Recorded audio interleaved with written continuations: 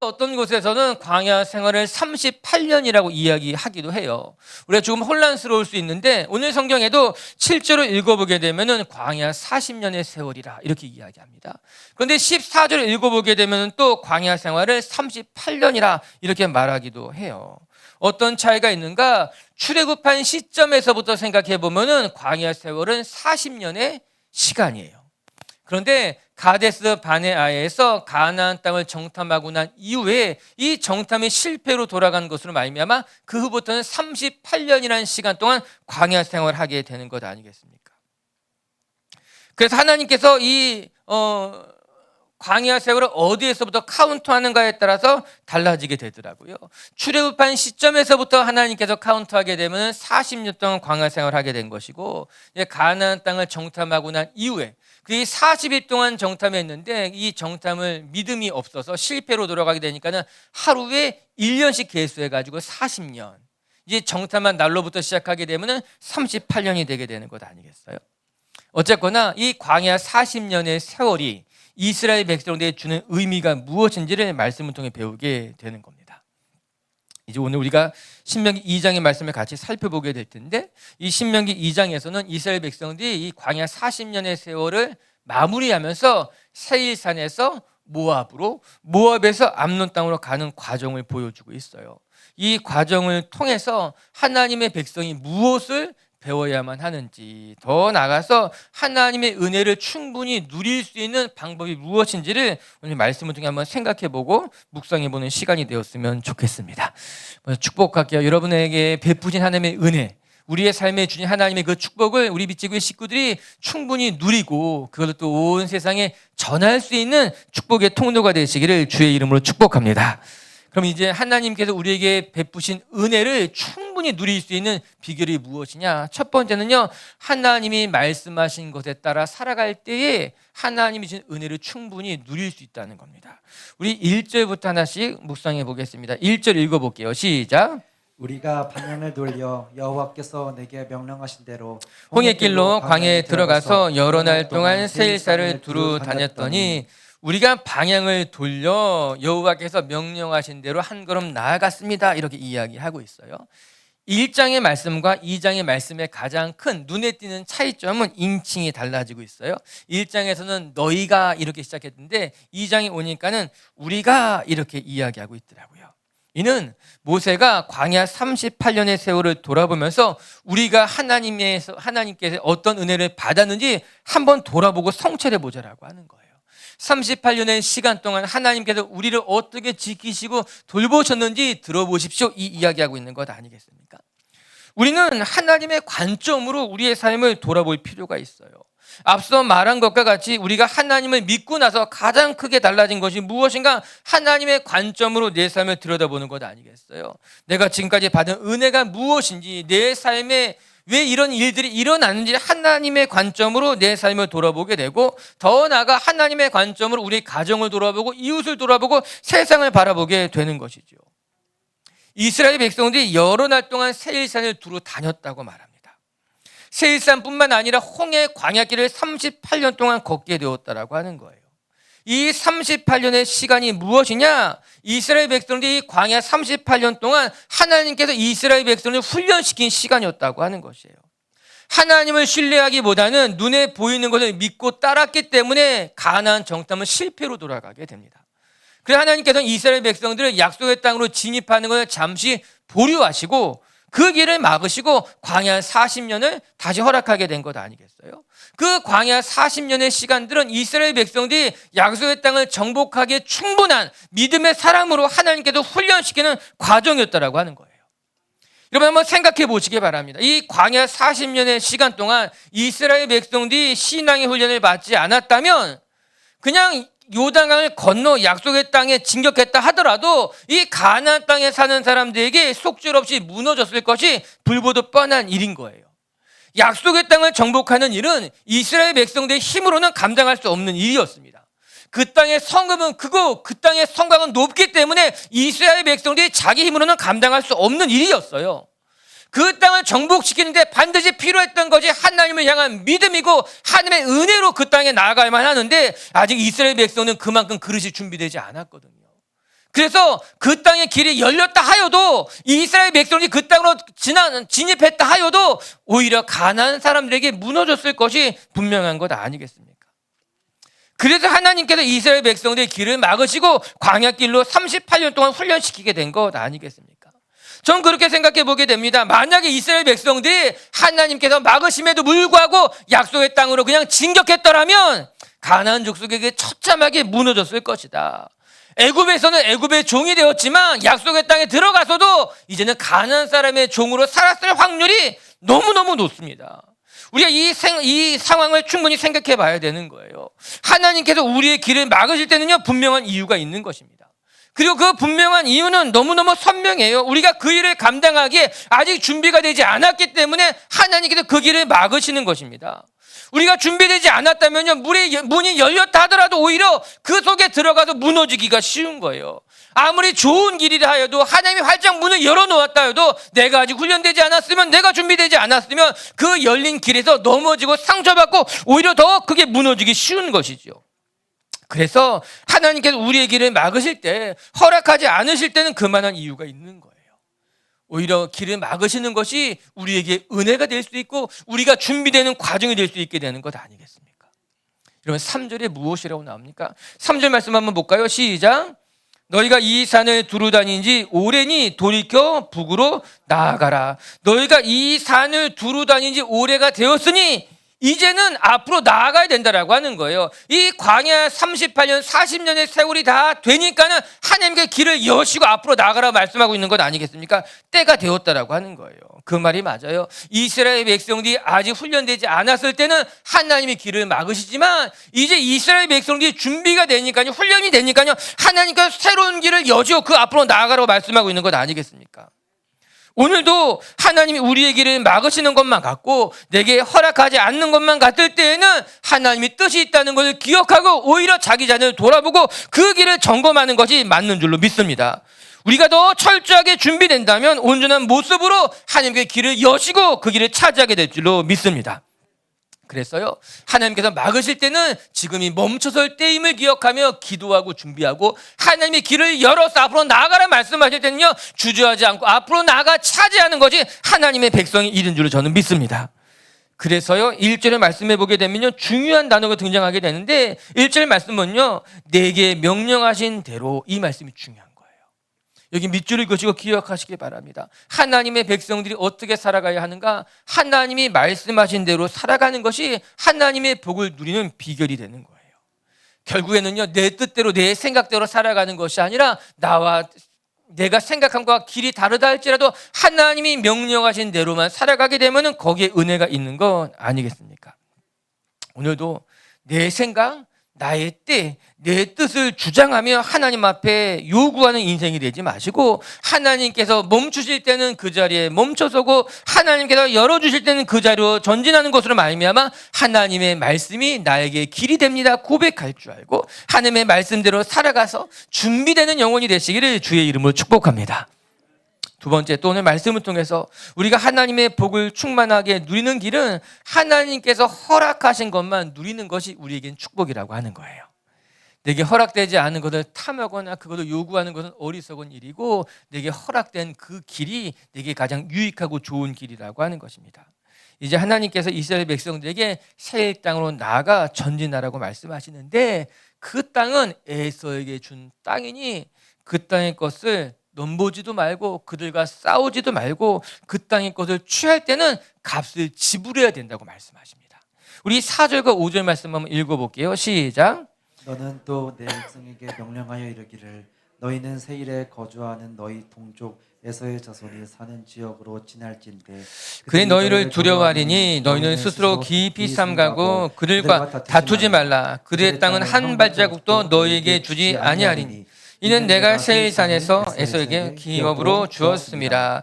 이제 이스라엘 백성들이 나아가야 할 곳이 세일산이다. 세일이라고 하는 지역이었어요. 그리고 그곳은 에서의 자손들이 살고 있었습니다. 그래서 세일산에 거주하는 사람들은 이스라엘 백성들과 형제라고 말해도 크게 틀리지가 않습니다. 이삭에게는 야곱과 에서가 두 명의 아들이 있었죠. 야곱의 삶은 성경이 끊임없이 주시하는 것으로 말미암아 이제 야곱이 어떻게 번성했는지 우리가 잘 알고 있는데 에서에 대한 기록은 그렇게 많지가 않습니다. 그런데 그 에서가 어디에서 정착했는가? 이 세일이라고 하는 산지 쪽에 정착하고 살게 되었어요. 야곱과 에서가 처음에는 같이 지냈다가 그들의 자녀들과 가축의 수가 늘어나서 함께 거하지 못하게 됐을 때 누가 자리를 양보하는가? 에서가 자리를 양보하고 떠나가게 됩니다. 자녀들과 가축을 데리고 이제 야곱과 떠나서 어디에 정착하게 되는가? 세일 지역에 정착하게 되는 거예요. 그리고 하나님께서 그 땅은 에서에게 주셨다 그렇게 말씀하셔요. 그래서 이 에서와 에서의 자손들이 거하는 곳이 세일이라고 하는 그 지역입니다. 이에 이제 이스라엘 백성들이 그 땅을 지나가게 될 때에 하나님께서 이스라엘 백성들에게 무엇이라 말하는가? 그 땅은 에서에게 준 땅이니 그들과 다투지도 말며 그 땅을 넘보지도 말며 그 땅의 양식을 취할 때는 값을 지불하는 것이 마땅하다 그렇게 이야기하셨어요. 특별히 눈에 띄는 대목이 있는데 말씀해 보니 그 땅은 너에게 주지 않았다라는 구절입니다. 저는 이 구절이 우리가 기억해야 되는 매우 중요한 장면인 것만 같더라고요. 하나님께서 이스라엘 백성들에게 분명하게 말씀하셨어요. 그 땅은 너희에게 준 땅이 아니기에 그 땅을 지나가겠지만 그 땅을 탐하지도 말고 그들과 다투지도 말고 그 땅에 있는 곡물과 과수를 취할 때는 값을 지불해야 된다 이렇게 이야기하고 있어요. 이스라엘 백성들이 차지하고 소유할 수 있는 땅은 요단 서편의 가나안 땅이 전부였습니다. 그곳은 하나님이 그들에게 허락한 땅이었지만 세일, 모압, 암몬 그 어느 땅도 하나님이 그 이스라엘 백성들이 허락하신 땅이 아니었어요. 이 하나님께서 이스라엘 백성들에게 분명하게 말씀하시죠. 그 땅은 그냥 지나가야 할 땅이다. 너희가 취할 땅은 아니라고 하는 것입니다. 여기서 우리가 깨달아야만 하는 영적인 교훈은 하나님께서 우리에게 허락하신 것만이 우리가 누릴 수 있는 것이요. 하나님께서 우리에게 허락하신 것만 우리가 얻을 수 있다는 겁니다. 반대로 우리에게 허락하지 않은 것이라면 그건 우리의 것이 될 수 없어요. 우리가 누리려고 해도 안 돼요. 뿐만 아니라 우리가 그것을 얻으려고 한다면 마땅히 대가를 지불하는 것이 옳습니다. 이게 신앙인의 삶이 돼야 되는 거죠. 내게 허락하신 것만 내 것이지 내게 허락하지 않은 것은 내가 감히 차지하려고 해도 안 되는 것입니다. 그럼에도 불구하고 종종 우리가 욕심을 낼 때가 있죠. 그것을 얻으려고 할 때가 있는 것 아니겠습니까? 심지어 교인 중에는 이 은혜라는 단어를 마치 핑계처럼 사용해서 하나님이 거저 주시는 것이니까 내가 취해도 된다고 말하는 사람들도 있더라고요. 그러니까 그것은 옳지 않습니다. 성경이 우리에게 말씀해 주시는 것은 하나님이 허락하신 것만 우리가 누려야 할 것이지 하나님이 내게 허락하지 않은 것은 하나님의 것, 또 그것은 내 것이 아니라 다른 사람에게 허락된 것이다 이렇게 이야기하고 있는 건 아니겠습니까? 이는 십계명에서도 분명히 말씀하고 계셔요. 십계명 가운데 맨 마지막 계명 10번째 계명인데 우리 한번 말씀을 통해 읽어볼게요. 탐내지 말라는 이야기입니다. 한번 읽어볼까요? 출애굽기 20장 17절의 말씀이에요. 시작. 내 이웃의 집을 탐내지 말라. 내 이웃의 아내나 그의 남종이나 그의 여종이나 그의 소나 그의 낙이나 무릇 내 이웃의 소유를 탐내지 말라. 10개 계명 가운데 이 마지막 10계명만큼 구체적으로 서술된 것이 없습니다. 10번째 계명은 너무나 구체적으로 내 이웃의 집도 아내도 남종이나 여종이나 그 어떤 것도 탐내지 말라는 거예요. 사실 생각해 보게 되면 그 모든 걸 그냥 한 줄로 남의 것을 탐내지 말아라 그렇게 이야기해도 크게 틀리지 않을 텐데 오늘 성경은 분명히 하나씩 지목해 가면서 말해주고 있더라고요. 왜 이렇게 10번째 계명을 이야기할 때는 구체적으로 소상하게 정확하게 이야기했을까? 아마도 우리가 변명하기 쉽기 때문이지 않을까? 하나님께서 아내는 탐하지 말라고 했는데 그 종들은 괜찮겠지. 종들은 탐하지 말라고 했지만 그 가축들은 괜찮은 거 아니야? 우리가 욕심을 낼 때 보게 되면 자꾸 자기 욕심을 합리화할 때가 많잖아요. 그거 괜찮은 거야. 이거는 안 되지만 요거는 괜찮을 거야. 오늘 십계명은 아주 구체적으로 이야기합니다. 그 어느 것도 탐내지 않아야 된다. 그의 집도 아내도 자녀도 가축도 소유 중 어느 것도 탐내면 안 된다고 아예 하나님의 하나씩 나열해 가면서 우리가 남의 것을 탐하는 것이 얼마나 부끄러운 것인지 말씀해 주고 있는 것 아니겠습니까? 이거 신앙의 원칙이고 하나님 나라의 원칙이라고 하는 거예요. 여러분, 우리는 욕심을 채우면, 내가 원하는 것을 얻고 내 욕심을 채우면 그때 비로소 만족할 것 같고 행복해질 것만 같죠. 그러나 사실은 그렇지 않습니다. 왜냐하면요, 욕심이 생기면 그 순간부터 우리 마음의 평안이 없어지기 때문인 거예요. 욕심이라고 하는 것이 우리에게 만족을 줄 수가 없습니다. 그뿐만 아니라 욕심이라고 하는 것은요, 채우면 만족할 것 같지만 욕심은 채울 수가 없어요. 왜냐하면 욕심은 끝이 없기 때문인 거예요. 욕심은 채울 수가 없어요. 채웠다고 해도 또다시 불행해지는 것이 욕심이에요. 그뿐만 아니라 이 욕심이라고 하는 것은 지속되지 않습니다. 잠시 얻었을 때는 기쁘지만 그 뒤에는 또 다른 욕심이 생기는 거죠. 욕심을 채우면, 내가 무엇인가 원하는 것을 얻으면 그때 비로소 행복해질 것만 같은데 채워지지가 않는다라고 하는 거예요. 이에 성경 우리에게 무엇이라 말하는가? 내게 허락된 것만 내가 취하고 그것 안에서 만족하며 살아갈 줄 아는 것이 진짜 행복이고 하나님의 은혜를 누리는 비결이라고 이야기해 주고 있는 것이에요. 오늘도 우리 미치교회 성도 여러분들이 내게 허락되지 않은 것을 바라고 그것을 채우려고 애쓰는 여러분들 되지 마시고, 내게 허락해 주신 것에 감사하며 그것으로 만족해야 할 줄 아는 하나님의 사람들 되시기를 주의 이름으로 축복합니다. 이 놀라운 이야기가 7절에 나와요. 7절에 다시 한번 읽어보면요, 이렇습니다. 7절 시작. 내 하나님 여호와께서 내가 하는 모든 일에 내게 복을 주시고 내가 이 큰 광야에 두루 다니심을 알고 내 하나님 여호와께서 이 40년 동안 너와 함께 하셨으므로 내게 부족함이 없었느니라 하시기로. 내게 부족함이 없었느니라. 광야 40년 동안 너 부족한 것 없었어, 이 말씀하고 있죠.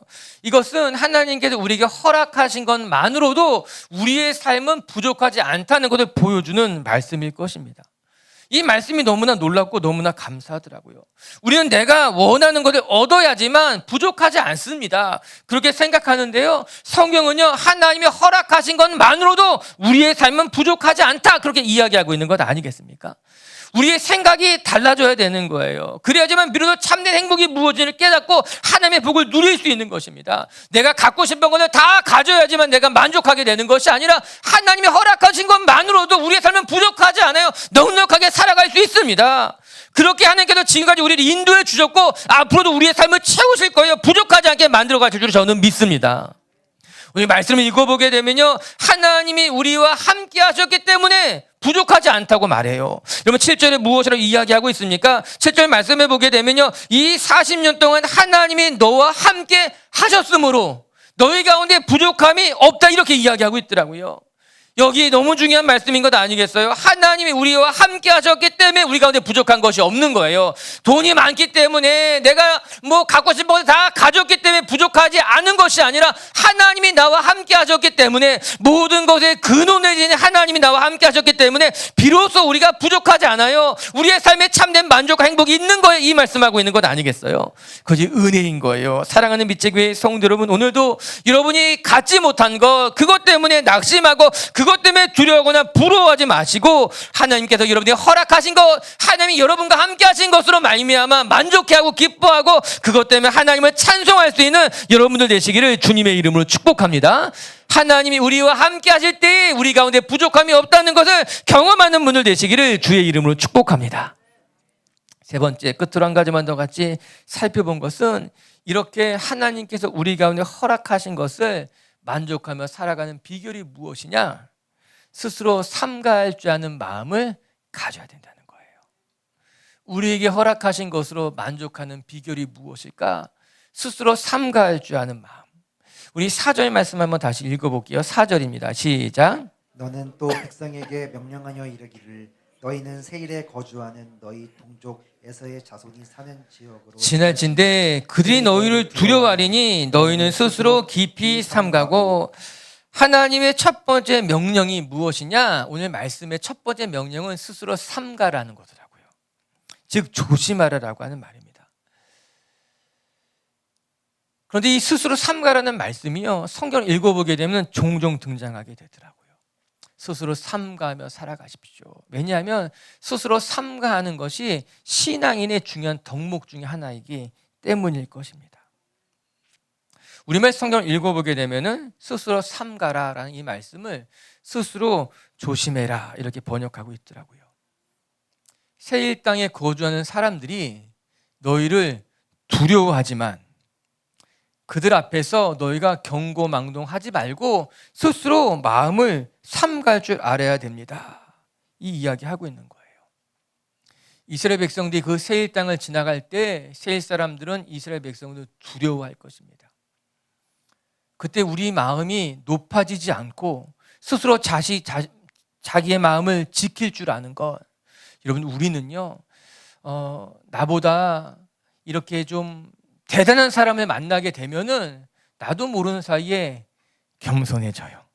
겸손하지도 않으면서 나보다 좀 대단한 사람을 보게 되면은 스스로 좀 마음이 작아지고, 반대로 좀 만만해 보이거나 누군가가 나를 두려워하면은 우리는 그들 앞에서 왠지 모르게 목소리도 커지고 더 자신 있어지고 경고망동해질 때가 있죠. 이 연약한 죄인의 모습인 것 같더라고요. 나보다 좀 대단한 사람들 앞에서는 작아지고 뭔가 좀 많이 작아지고, 반대로 좀 내가 더 나은 것 같으면은 말도 함부로 하게 되고 좀 이렇게 되는 것. 오늘 하나님께서 무엇이라고 말씀하십니까? 그들이 너희를 두려워한다 하여도 너는 스스로 삼가할 줄 알아야 된다. 그렇게 이야기하고 있더라고요. 그들이 너를 두려워한다 할지라도 그들을 얕잡아 보거나 하대하지 말고 너희 자신의 행동을 조심하라는 말씀이에요. 저는 이 말씀이 하나님의 백성으로서 가져야만 하는 삶의 태도라고 생각하게 됩니다. 내가 능하고 대단하다고 여겨질 때에도 스스로 자기 자신을 낮출 줄 아는 사람, 스스로 조심할 줄 아는 사람이 하나님의 백성의 태도일 거예요. 하나님의 복을 누릴 줄 아는 사람의 모습일 것입니다. 어디를 가든지 누구를 만나든지 스스로 자기 자신을 삼갈 줄 아는 사람들 말입니다. 모세는 특히 이 스스로 삼가다 이야기할 때 이런 단어를 하나 덧붙이더라고요. 너희는 스스로 깊이 삼가하고, 이렇게 나와요. 삼가하는데 스스로 깊이 삼가해라 강조하고 있는 말씀 아니겠습니까? 아무리 유능하고 또한 모든 사람들이 인정해 주는 그런 능력 있는 사람이라 하여도 그가 스스로 삼가는 모습을 갖추지 못했다면 그는 존경받지는 못할 것입니다. 그가 능력이 있어서 그 능력 때문에 인정받을지는 모르지만 사람들이 그를 따라가지는, 존경하지는 않을 거예요. 힘이 있을 때야, 대단할 때야 그 곁에 사람들이 모여들지는 모르겠지만 그 힘이 다할 때에 사람들은 떠나가는 법입니다. 그렇다면 누가 정작 행복한 사람일까요? 힘이 있을 때 내게 오는 사람들, 그들을 바라보면서 즐거워하는 것이 아니라 내가 힘이 있어도 스스로 삼가할 줄 알고 자신의 모습을 스스로 낮출 줄 아는 사람들, 그런 사람들이 진짜 행복한 사람들이고 그들은 자신이 가진 힘이 없어져도 중요하지 않아요. 있는 모습 그대로 사람들 앞에 존중받을 수 있기 때문인 것이죠. 오늘 모세는 우리에게 너무나 귀한 교훈을 가르쳐주고 있습니다. 사람들이 너를 두려워할지라도 너는 스스로 자신을 삼가하며 겸손하게 살아가는 것, 그것이 신앙인의 모습이다. 오늘도 우리 비치교회 식구들이 여러분의 자신을 그렇게 지킬 줄 아는 성도님들이 되시기를 주의 이름으로 축복합니다. 이 스스로 삼가하다는 그 단어의 본래 뜻은 무엇인가 하면요, 흥미롭게도 울타리를 친다는 단어에서 나온 거예요. 이 단어의 원래 뜻은 스스로 울타리를 쳐서 그 안의 것을 지키는 것이 삼가한다는 단어의 본래 뜻이더라고요. 표현이 너무나 멋지지 않아요? 이게 무슨 의미겠어요? 스스로 삼가한다는 것은 스스로 자기 자신의 울타리를 만들어가지고 자기의 마음이 높아지지 않게 지킬 줄 아는 것, 그것이 스스로 삼가하며 살아가는 사람의 마음이고 태도이고 모습이라고 하는 거예요. 전 너무너무 멋있더라고요. 우리가 우리 스스로에게 울타리를 쳐서 내 마음이 높아지지 않게, 내 마음이 교만해지지 않게, 다른 사람들을 함부로 하대하지 않게 지키는 것이 참 멋진 신앙인의 모습이구나, 그런 생각해 보게 되지요. 오늘도 우리 비치교회 성도 여러분들이 이런 마음을 잘 지키면서 누구를 만나든 어떤 상황에 처하든지 간에 항상 자신을 겸손하게 낮추며 하나님이 허락하신 것에 감사할 줄 아는 성도님들이 되시기를 주님의 이름으로 축복합니다. 하나님이 허락하신 것만 누리며 그 안에 우리의 마음을 낮추고 겸손히 행할 때 하나님은 우리의 삶을 기뻐하시고 또 우리 곁에 있는 사람들도 우리와 함께하며 하나님의 복을 같이 누리게 될 줄로 믿습니다. 말씀을 정리하도록 하십시다. 신앙이란 무엇일까? 하나님의 관점으로 자기 자신을 돌아볼 줄 알고 하나님의 관점으로 세상을 바라볼 줄 아는 것이 그게 결국은 신앙이에요. 우리가 신명기서를 통해서 계속해서 돌아보게 될 것인데, 모세는 이스라엘 백성들에게 지난 과거의 너의 삶 가운데 하나님이 어떻게 함께해 주었는지를 해석하고 가르쳐주고 있는 건 아니겠습니까? 그 당시에 내 눈에는 하나님이 보이지 않았지만 그때 하나님이 너와 함께 하셨다는 거예요. 하나님이 너를 지금까지 지켜오고 계셨다라고 하는 거예요. 오늘도 하나님의 눈으로 여러분의 자신을 바라보시고 지난 날을 바라보면서 하나님의 숨겨진 뜻을 발견하시고 하나님이 감춰놓으신 하나님의 손길을 발견하는 성도님들이 되시기를 주의 이름으로 축복합니다. 어떻게 살아가는 것이 하나님의 복을 충분히 누리며 살아가는 비결일까? 첫 번째, 하나님이 말씀하신 대로 살아가는 것이 하나님의 복을 누리는 첫 번째 비결이라고 하는 것입니다. 이스라엘 백성들은 하나님이 멈추시니 멈출 수밖에 없었고, 때가 되어 하나님 앞으로 나아가라 말씀하시니 그 말씀에 순종하며 살아갈 때 그들이 하나님의 땅을 차지하게 된 것 아니겠어요? 오늘 우리 비치기 식구들이 하나님께서 말씀하신다면 그 말씀하신 것이 내게 가장 유익하다는 것을 기억하며 말씀에 순종하는 분들 되시기를 주의 이름으로 축복합니다.